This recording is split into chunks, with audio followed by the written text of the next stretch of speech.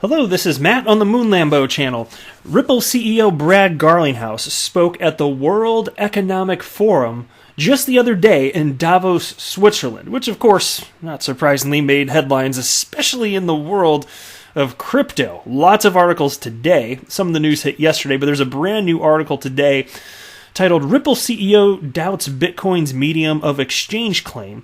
And he was speaking at a segment that was, I guess it was just hosted by the Wall Street Journal. I think it's called the Wall Street Journal Forum in here. So I want to run through some of the comments here and share some opinions with you. And then I want to share with you some opinions from the XRP community on the topic of Ripple's impending IPO, because we know there is no question this is the route they're going. Brad Garlinghouse made that super clear. He just didn't stamp a specific date on it, but he even kind of provided a timeline. He was talking about within the next 12 months how there's going to be a lot of entities in blockchain and crypto doing IPOs, and he said they won't be the first, they won't be the last, but they'll probably be one of the entities, one of the companies leading the path and that route. So I thought, okay, he already cited 12 months, and Ripple's gonna be one of the first ones out the gate doing an IPO. So, how about that? But anyway, let's go ahead and jump into this. Oh, before we do though, if you would please delicately tap that like button, and if you are a fan of Ripple having an initial public offering, an IPO, go ahead and subscribe to the Moon Lambo channel, and if you don't like it, you can get out. Nah, I'm just kidding. I like diversity of thought. It's all good. Brad Garlinghouse likes his cryptocurrency like his coffee, paid for in XRP, not Bitcoin. What makes a currency really a currency? Is it the liquid ability to transact? Is it the ability to accrue with time? Is it the ability to withstand crisis throughout the world and maintain value? These questions are pivotal to the digital currency industry as much as it is to the billion-dollar payments industry. The CEO of one of the most important companies dominating the convergence of these industries spoke at the World Economic Forum, making his opinion clear. Central bank and baristas take note. This is a sassy writer. I like this. Brad Garlinghouse, the CEO of Ripple, the company behind the second largest altcoin in the market, XRP, spoke at the Wall Street Journal Forum during the World Economic Forum Summit in Davos, Switzerland, addressing both the payments landscape and Bitcoin's role in it. While affirming his bullish notion on Bitcoin's store of value claims, he doubts the coin's medium of exchange promise. That's one of the things, if I could sit down and talk with Brad Garlinghouse, there's not much in the world of crypto in which I disagree with Brad, and not even that I disagree. I'm a heavy skeptic on the long-term viability of Bitcoin as a store of value if it never does anything else. So unless maybe Brad thinks it will actually get used for something else, then I'd be like, oh, okay, that makes sense. But he's never articulated that. And there are a lot of people out there that feel that way, so it's okay. Like I always say, it's diversity of thought's totally cool. You can think that Moon Lambo is wrong, and we can still be friends, but that's one thing where Brad Garlinghouse, I'm very curious as to why you think something that doesn't actually do anything could perpetually have value for reasons. I'd love to talk about it. It's a fun topic, I think. Anyway, speaking at the aptly named Ripple panel, Changing the Finance Industry from Within, and before Wall Street Journal's Philippa Layton-Jones, the Ripple CEO spoke about Bitcoin and the potential of IPOs in the cryptocurrency industry. Now, revealing himself to be a caffeine connoisseur, Garlinghouse stated that he would not use Bitcoin at retail merchants as it takes too much time. Ripple's SVP of product, Ashish Birla, quoted his CEO as saying, "I'm bullish on Bitcoin as a store of value, but not for payments. You don't want to use Bitcoin at Starbucks because by the time you get your coffee, it'll be cold."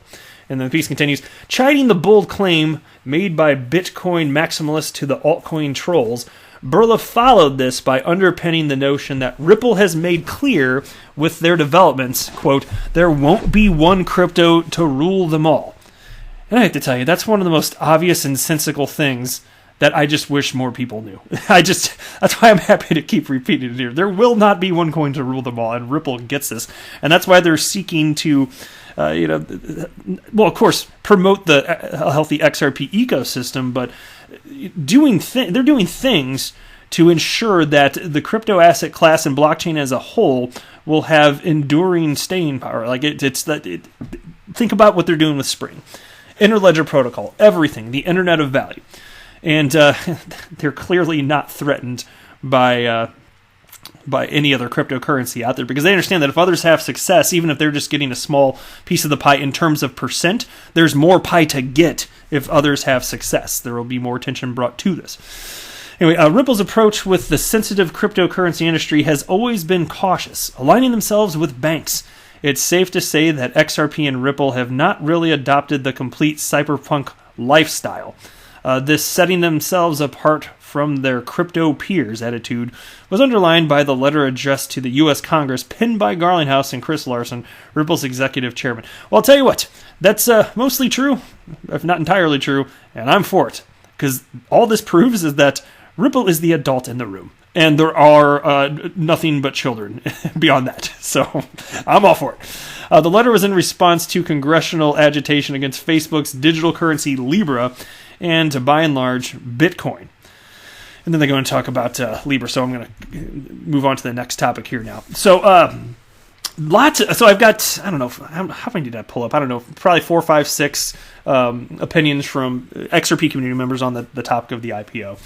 And here is Jesse Pinkman. I got a couple from him right here. And he ended up tagging me, so shout out to you, good sir. And by the way, Jesse Pinkman, that's a Breaking Bad character for those of you not in the know. And if you don't know, be ashamed of yourself. That's an excellent show. Go watch it. Anyway, so here's what he writes, though. I'm not liking this IPO thing. I'm suddenly getting weak hands. And then he tagged me along with some others in the XRP community. And he wrote, I don't see how this is good for XRP, thinking it's time to sell. And then here's another one. Here you go. How about that? Okay, so I retweeted that comment from Ashish Burl on Twitter about in the next 12 months you'll see IPOs, and then Brad Garlinghouse. That's when he just basically said Ripple's going to do an IPO. I retweeted it and wrote, "How about that?" Jesse Pinkman responded to me and wrote, "How is that a good thing?" And so I responded, "More money and attention will be brought to XRP, ILP, and the world of crypto as a whole. If there's a reasonable argument that this is bad, I'm willing to hear it." And Jesse responded, "That's the thing, I don't know if it's bad or not. It's just so much going on right now. I'm just going to hodl. Keep the videos coming and watch every single video you put out daily." And thank you very much, by the way. I want to give you a shout out again right here. I really do appreciate the support. And it's a topic worth bringing up, and I love the diversity of thought. And because I'll tell you what, anytime there's a concern around the adoption of Ripple and XRP, I don't think that people are just spreading foot. I think that people are trying to think critically, because most of the people out there, they're just like Jesse Pinkman here, trying to get to the truth. And that's all I'm trying to do too. And it does require critical thinking. So I'm glad you're posing the question here, good sir. And from my perspective, this is nothing but a positive. Because as I joke sometimes, Ripple has more money than God. Well, they're about to have that times infinity. If this IPO happens, it could be billions upon billions upon billions of dollars more.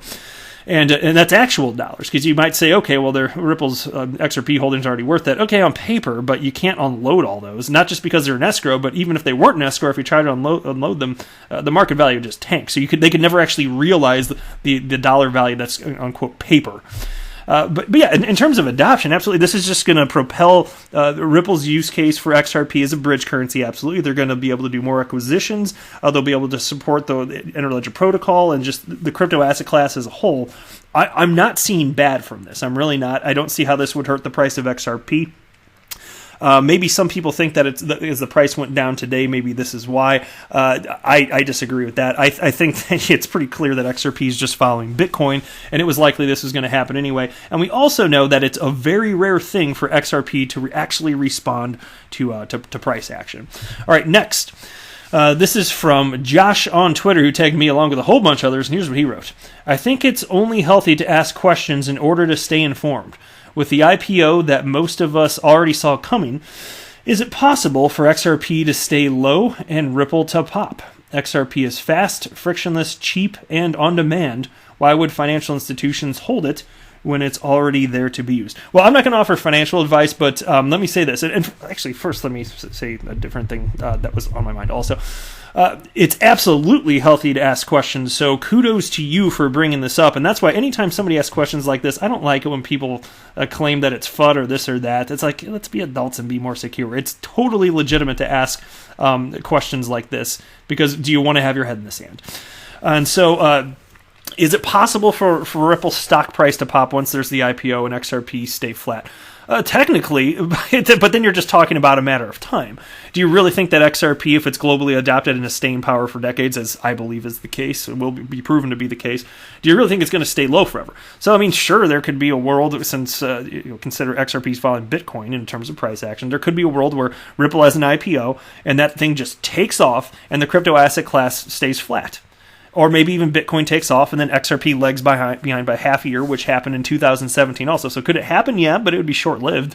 So it's not something that I personally would be worried about. But I want to be clear also that I'm not offering financial advice here in any capacity whatsoever, because I do not have a financial background, and I am just an enthusiastic member of the XRP community sharing an opinion. That is it. But anyway, thank you again, Josh. A shout out to you. I do appreciate you tagging me, and it's fun to think through this stuff. Next, here's another tweet that I just came across. I wasn't tagged in this, but this is from somebody named Thomas on Twitter, who wrote, XRP panic is in over the IPO issue. The IPO is completely separate. The question you need to ask is the value of XRP as a use case, not what an IPO means to Ripple. There must be something serious under the hood for $10 billion valuation of Ripple and an initial public offering. This involves XRP. Think before you dump.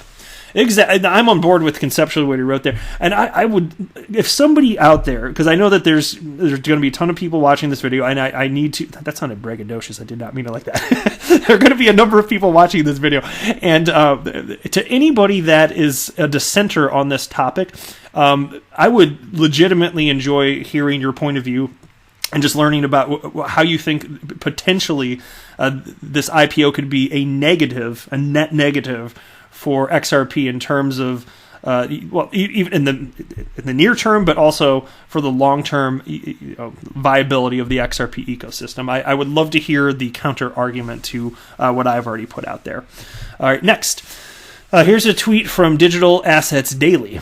Ripple having an IPO is a great move for XRP. XRP is a decentralized currency, otherwise it's a security. Ripple IPO secures the longevity of the company using and guiding the usage of XRP. The success of Ripple assures the success of XRP. Yeah, I think, I'll say this. I firmly believe, and this is just an opinion, not financial advice, but yes, Ripple being the cheerleader they are for the XRP ecosystem, that's definitely going to help with the success of XRP, in my opinion. All right, next, a tweet from Cryptopolis on the Ripple IPO. Number one, he's got three here. Number one, IPO is a natural progression of the company based on its growth. 2, raising money in the capital markets could allow them to acquire other public companies to increase XRP adoption. 3, transparency. Use, adoption, etc. of XRP will become public. Good points. Last one here from Jana One Trick on Twitter. The Series C funding was the last hint, as it is the last step for a company to go public and scale even more. XRP shall only benefit from an IPO, as it will drive Ripple's capabilities to invest and capture further more market shares into the payment environment. I'm on board. To me, this is, yes. So there are clearly a lot of people that see this as a positive, as that's the case for me. And again, like I said, if you're one of those people that does not see this as a positive, I would really love to hear from you and learn more about what your perspective is, because I think that's all fun stuff. And we can talk about it further. But that's it for this video. I am not a financial advisor. Do not buy or sell anything because of anything that I say or write.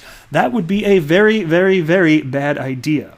Until next time, to the moon, Lambo!